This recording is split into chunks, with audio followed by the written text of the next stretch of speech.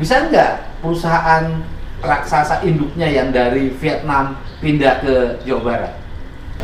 Ini karena yang di Bogor itu kan ya Pak, memang lahannya itu lebih kecil. Jadi kita lihat ke depannya, kalau misalnya memang ada space, terus kita dilihat, oh memang ada peluang, nanti beliau juga akan melihat, kita akan beli tanah yang lebih luas lagi, terus nanti bisa dibawa. Dibawa. Iya. Yang di Vietnam itu kirim barangnya kemana? Nah, USA sama ke Jepang. Oh, tetapi dari sisi pajak lebih untung mana pengiriman pajak lewat Vietnam, pajak di Amerikanya atau lewat Indonesia? Oh, kalau untuk pajaknya itu sama Pak. Tapi kalau misalnya pengiriman Vietnam ke USA dan ke Jepang, untuk biaya pengirimannya itu jauh lebih murah. Apa yang membuat di Vietnam lebih murah? Soalnya tuh kita produksi barang-barang di Vietnam yang akan dikirimkan ke USA itu tuh banyak Pak. Jadi kan nanti kapal-kapalnya ada banyak, makin banyak, nah itu makin murah. Tapi kan kalau pindah ke Indonesia berarti kan pengiriman Indonesia juga jadi banyak dong. Iya betul. Kan jadi murah juga kan? Di Jawa Barat, ada Haji Udin, sini aja. Karena kalau bagi saya, pajak itu penting. Tetapi orang bekerja jauh lebih penting. Karena dengan orang bekerja, beban negara turun.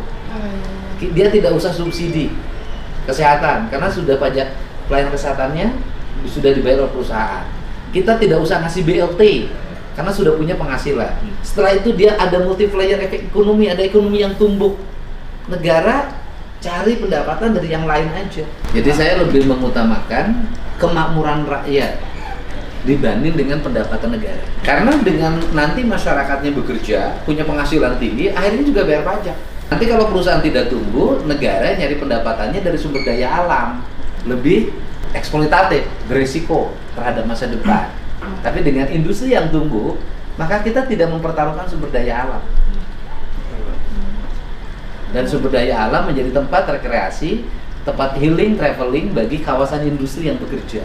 Jadi yang penting tadi setuju ya, program magang anak-anak sekolah di perusahaan, kemudian nanti tahun depan mereka lulus jadi karyawan, terus orang-orang yang nganggur kita latih ikut magang, setelah selesai magang tahun depan mereka bisa jadi karyawan.